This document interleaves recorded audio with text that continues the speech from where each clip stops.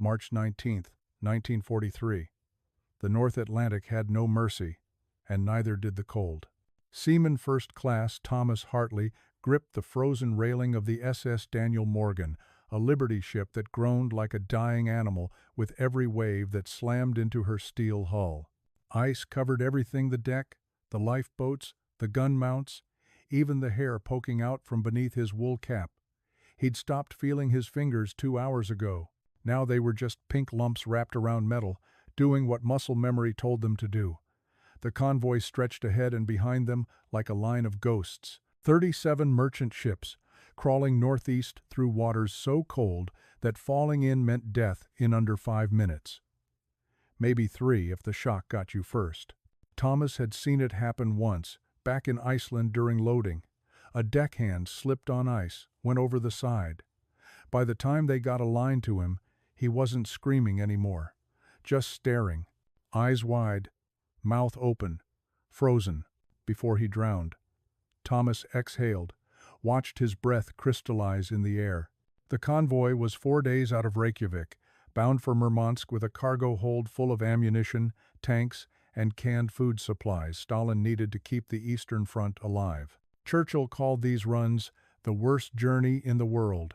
Roosevelt called them necessary. The sailors just called them suicide. Hartley, the voice cut through the wind.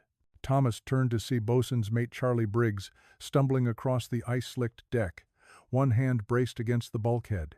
Charlie was from Louisiana, 32 years old. With a wife and 2 daughters, he showed pictures of every chance he got. The photos were worn smooth from touching. "Captain wants gun crews at stations," Charlie shouted.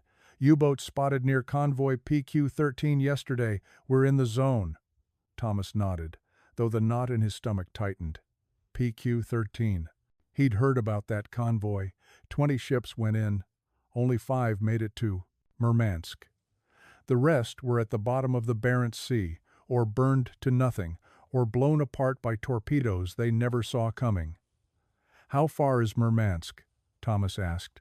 Charlie grimaced. 4 days. Maybe 5 if we hit pack ice. 4 days.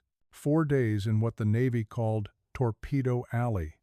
4 days where German U-boats prowled beneath the surface and Luftwaffe bombers came screaming out of the Arctic twilight. 4 days where a single mistake, a light left on, a cigarette glowing too bright, could bring death to every man on board.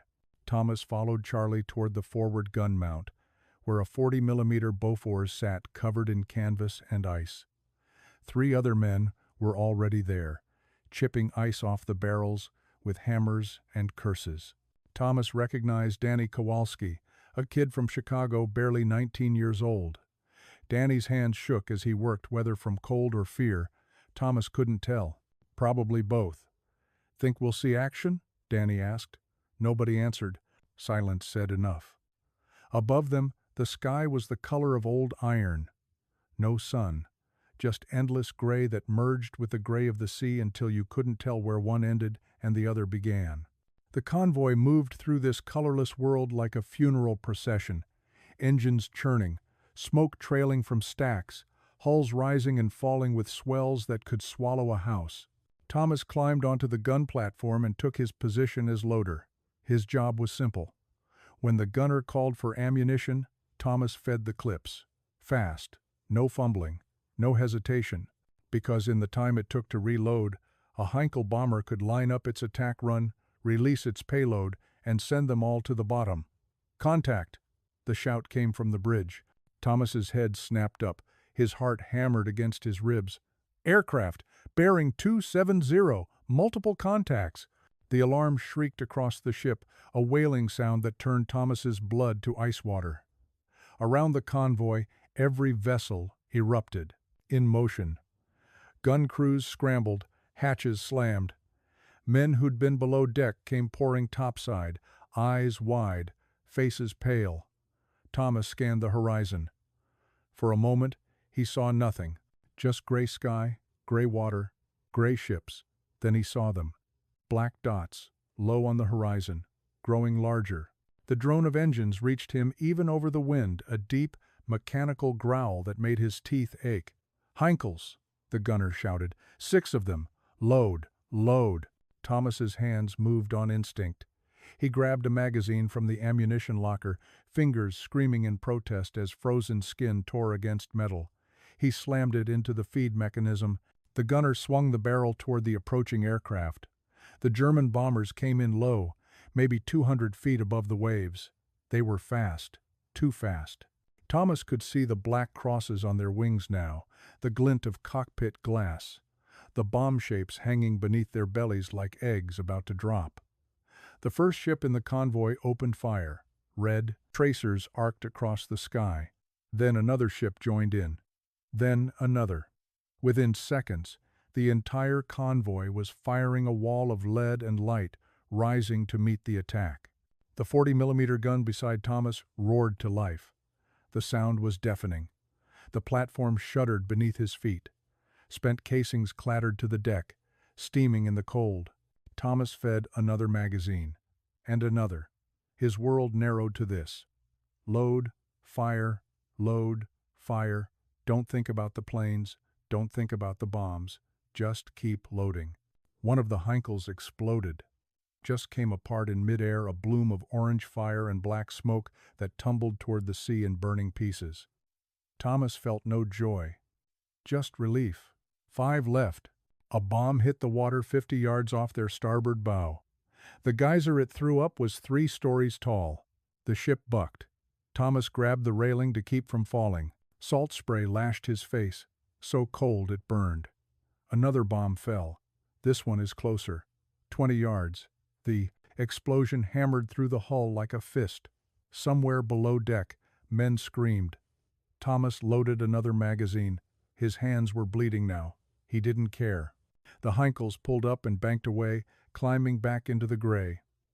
For a moment, Thomas thought it was over. Then he saw the smoke. The ship behind them, a British freighter called HMS Bellingham, was burning. Black smoke poured from her midsection where a bomb had punched through her deck. Flames licked at the superstructure.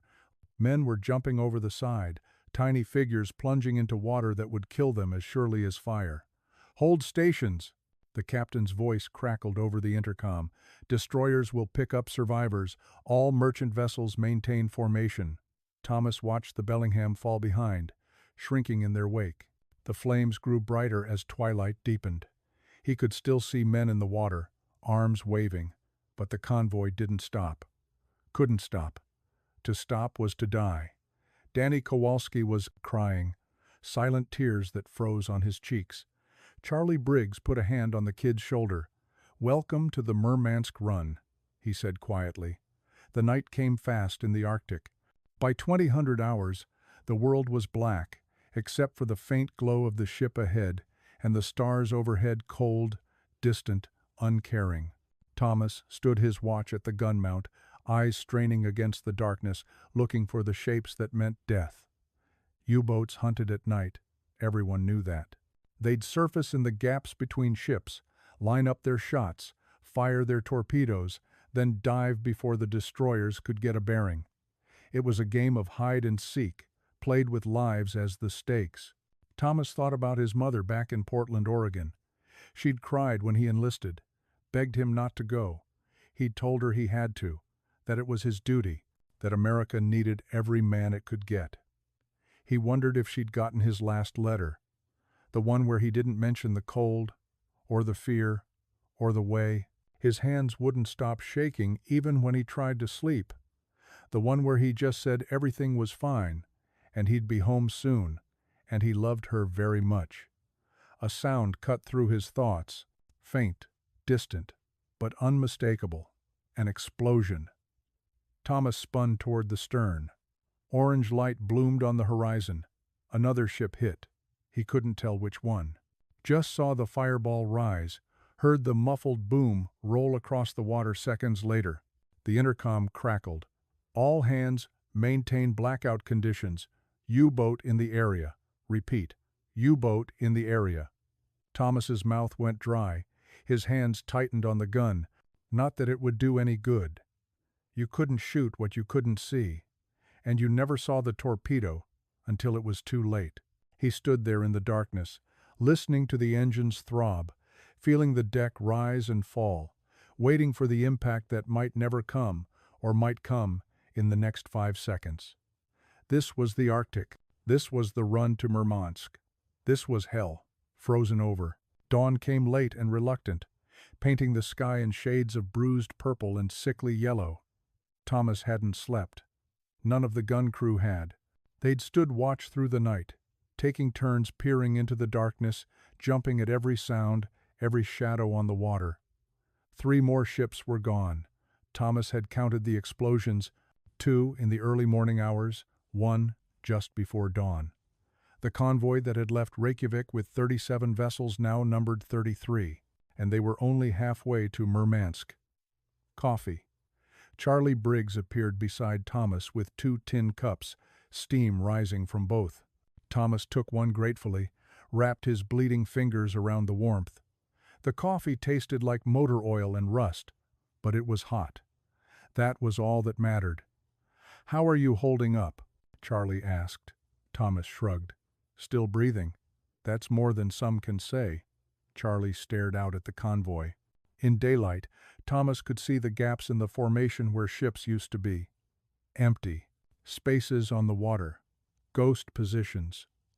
Danny Kowalski sat slumped against the ammunition locker, eyes closed. The kid had finally passed out from exhaustion around 0400. Nobody woke him.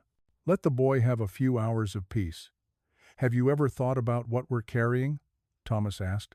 "I mean, really think about it?" Charlie sipped his coffee. "Thanks. Ammo. Food. Supplies for the Russians. Yeah, but..." Thomas struggled to find the words. "We're risking everything. Our lives. Our ships. All so Stalin can keep fighting. A guy who killed millions of his own people before Hitler even invaded." Charlie was quiet for a long moment. Then he said, "I think about that sometimes. About how we're allies with one monster to fight another monster. But then I think about the alternative. If Russia falls, Hitler gets their oil, their factories, their manpower. Then he turns everything west, and we're fighting him alone." He paused. "These convoys? They're not about Stalin. They're about making sure we don't have to land on a beach in France with the entire Wehrmacht waiting for us." Thomas nodded slowly. It made sense. Cold, brutal sense. But it didn't make the run any easier. The intercom crackled. "All hands, this is the captain. Intelligence reports increased U-boat activity in our sector. We're entering the primary hunting grounds. Escorts will be conducting aggressive depth charge patterns. Stay sharp." As if on cue, one of the destroyers racing along the convoy's flank suddenly heeled over, turning hard to port. Its stern erupted with a rapid series of splashes, depth charges tumbling into the water. Thomas counted 5 seconds. Then the sea exploded. Geysers of white water shot 100 feet into the air. The concussion rolled across the water, hitting Daniel Morgan like a physical blow. The deck shuddered. Loose equipment rattled. Thomas felt the pressure in his chest, in his teeth. The destroyer continued its attack run, dropping more charges. More explosions. The water churned and boiled. Thomas watched, fascinated and horrified, wondering if somewhere beneath those geysers a German submarine was breaking apart, flooding, its crew drowning in darkness and crushing pressure. Or maybe the U-boat was deeper than the charges could reach. Maybe it was circling around, lining up a shot at the destroyer. Maybe there. Danny was awake, pointing toward the horizon. "Is that a periscope?" Thomas followed his finger, saw nothing but waves. But then yes. A thin line cutting through the water, maybe 400 yards off their port beam. Moving fast, parallel to the convoy. "Sound the alarm," Charlie shouted. "U-boat! U-boat surfacing!" The alarm shrieked. Gun crews across the ship scrambled. Thomas was already moving, loading a magazine, swinging the 40mm toward the target. The U-boat broke the surface like a breaching whale. Water cascaded off its conning tower. Hatches flew open. German sailors emerged, moving with desperate speed toward their deck gun. It was a race now. Who could fire first? Daniel Morgan's forward gun opened up. Tracers streaked across the water. Most missed, throwing up splashes around the submarine. But one hit Thomas saw the spark as the shell ricocheted off the conning tower. The Germans got their guns loaded, aimed, fired. The shell screamed overhead, missing by 20 feet. It hit the water beyond the stern and exploded, throwing up a fountain of spray. Thomas fed another magazine. The gun roared. This time the burst walked right across the submarine's deck. German sailors fell, blood on gray metal. The survivors scrambled back toward the hatches. One of the destroyers was racing toward the U-boat now, building speed, its bow wave rising. The submarine's engines churned. It was trying to dive, trying to escape. Too late. The destroyer's forward gun fired. The shell hit the conning tower dead center. Metal shredded. The explosion echoed across the water. The submarine listed, its stern rising as the bow went down. Men were jumping off now, black shapes against the gray water. Thomas could see their faces. Young, terrified, just like his. The submarine slipped beneath the surface, gone in less than 30 seconds. The Germans who jumped were in the water now, screaming, waving their arms. The cold would kill them. The convoy wouldn't stop. Thomas turned away. I felt sick. I felt nothing. Both at once. Good shooting, Charlie said quietly. Thomas didn't respond. What was there to say? The convoy moved on. The Arctic swallowed the screams. By the third day, the weather turned. The temperature dropped another 15 degrees. Ice began forming on the deck, faster than the crew could chip it away. The rigging looked like crystal sculptures. Beautiful and deadly, the added weight threw off the ship's balance, made her slow to respond, sluggish in the swells. Worse, they'd reached the pack ice. Thomas stood at the rail, watching massive white islands drift past. Some were the size of houses, some the size of city blocks. They ground against the hull with sounds like gunshots, scraping paint, denting steel. If one of the big ones hit them right, it could punch a hole clean through the ship's side, and in water this cold, they'd have maybe 10 minutes before she went down. The convoy had slowed to a crawl, threading through channels between the ice floes. Ships that had been maintaining neat formations now scattered, each captain picking their own path, trying not to get trapped. 2 vessels had already collided with ice. One was taking on water, pumps running constantly. The other had lost a propeller blade. You could hear the damaged screw thumping with every revolution, a sick, irregular beat. At least the U-boats can't get us here, Danny said.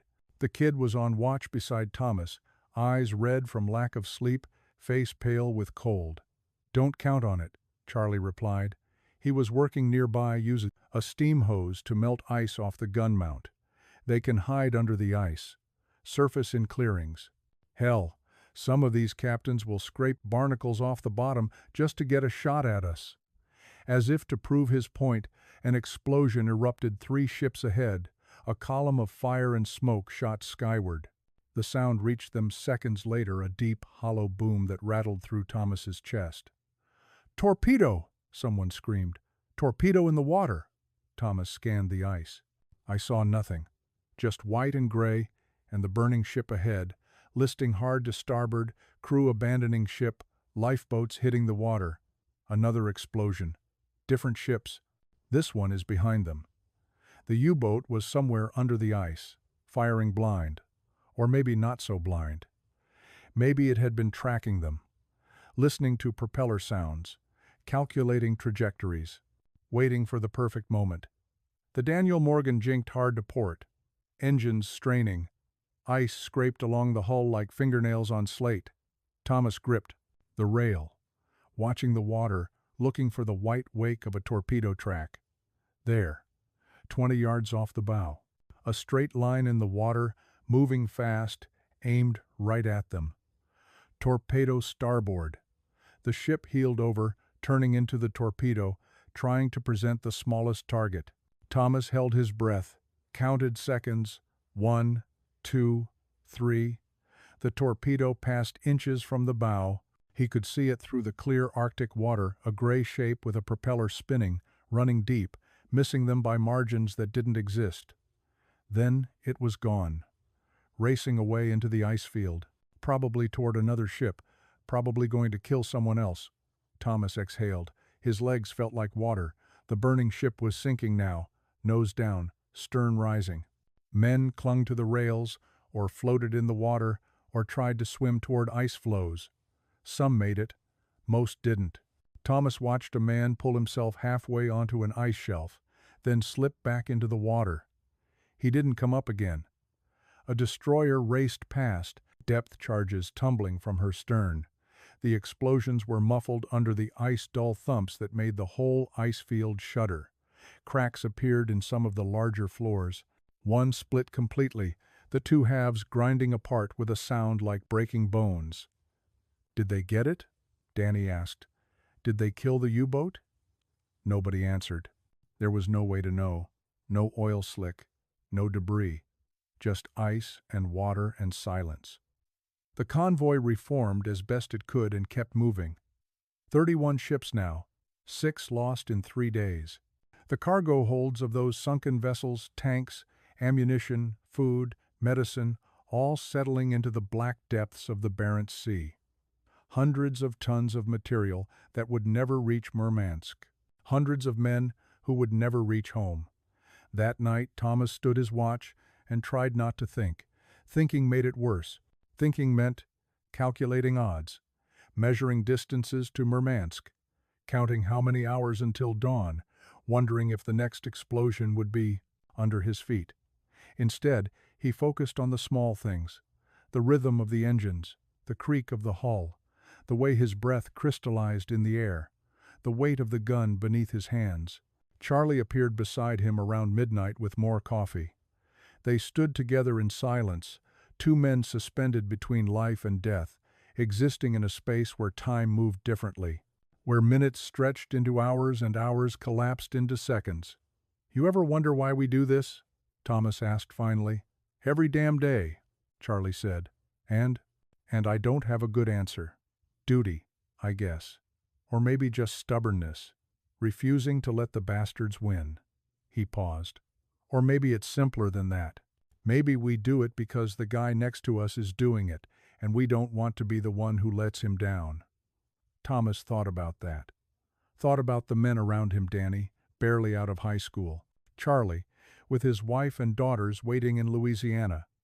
The gunner, whose name Thomas didn't even know. The engineers below deck, keeping the engines running in temperatures that would freeze oil solid. The captain on the bridge, making decisions that meant life or death.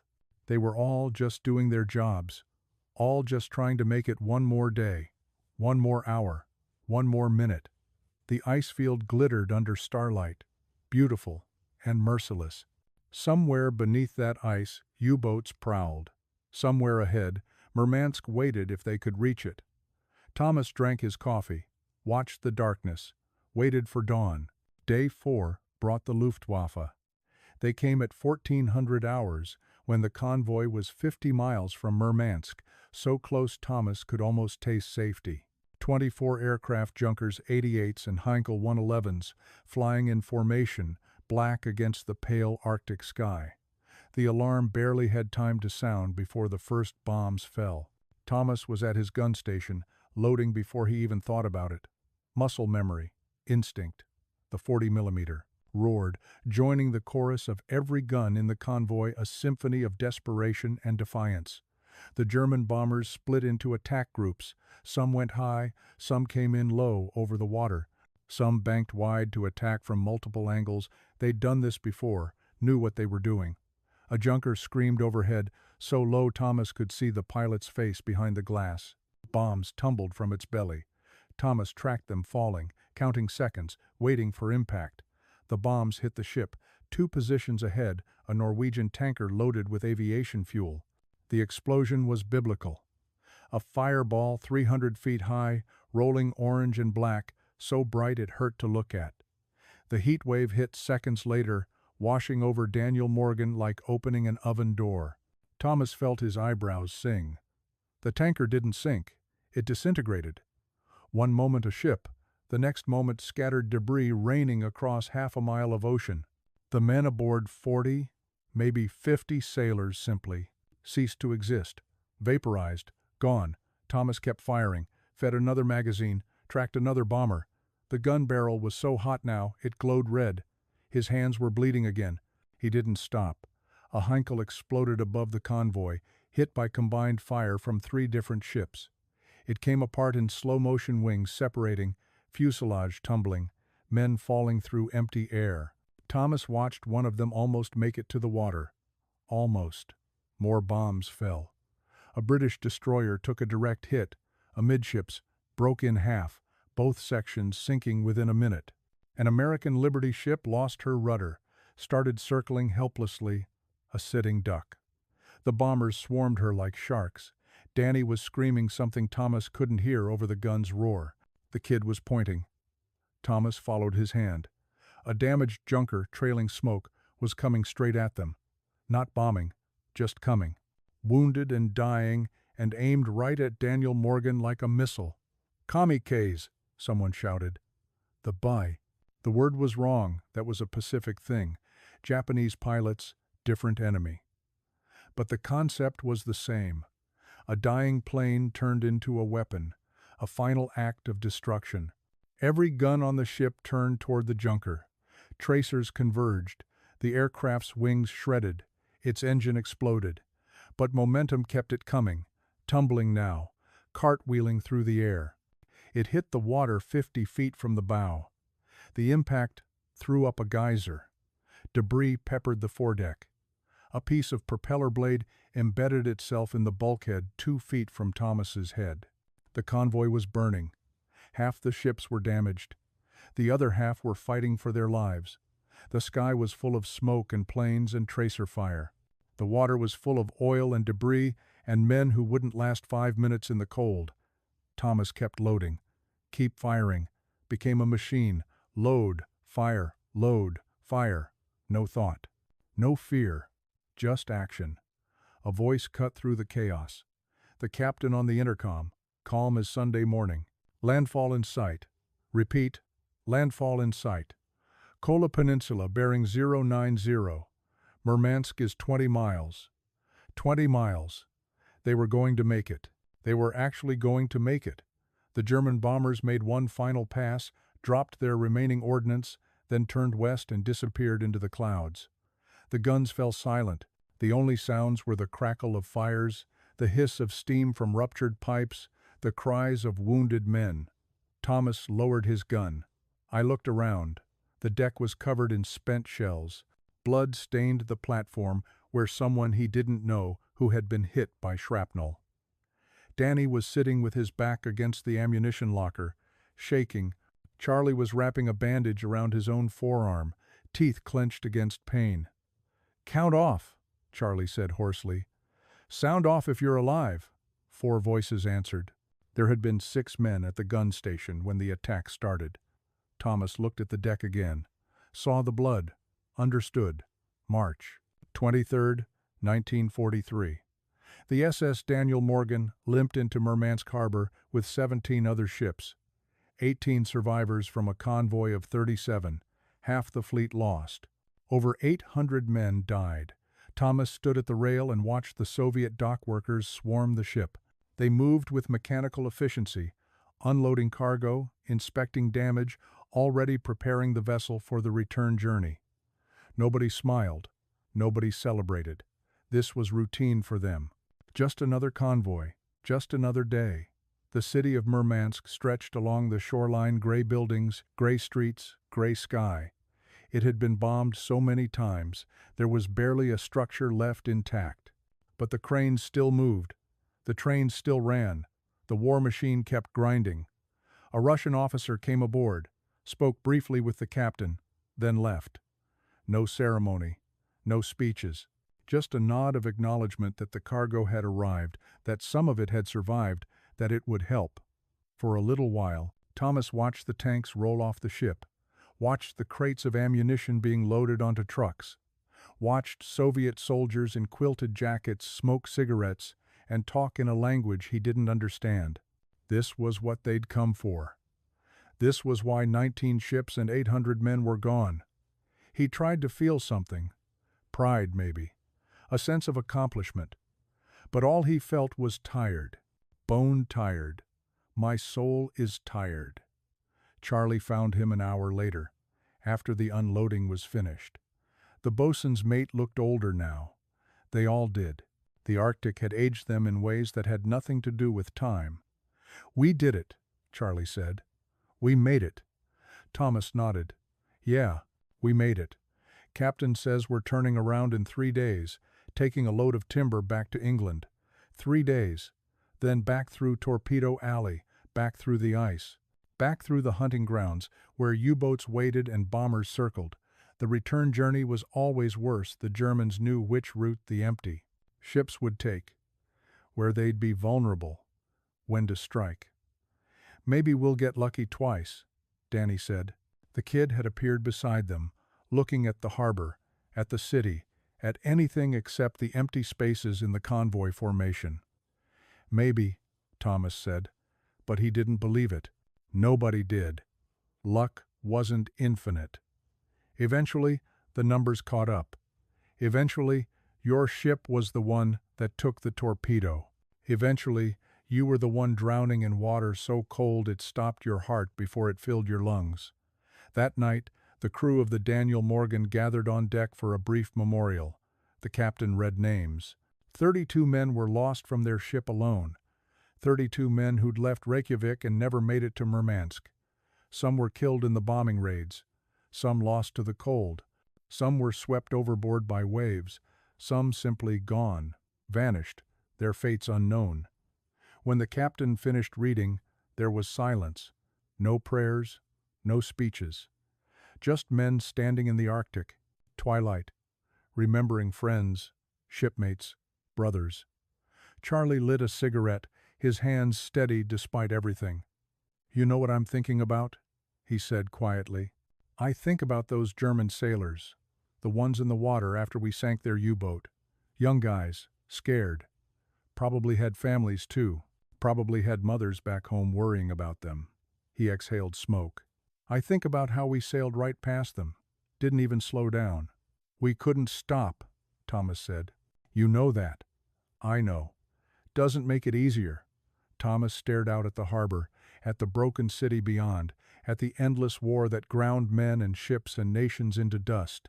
"Nothing about this is easy," he said. 3 days later, the SS Daniel Morgan left Murmansk with 11 other ships, carrying timber and chromium ore, sailing back toward Iceland. The convoy made it halfway before the U-boats found them again. This time, the Daniel Morgan took a torpedo amidships. She went down in 14 minutes.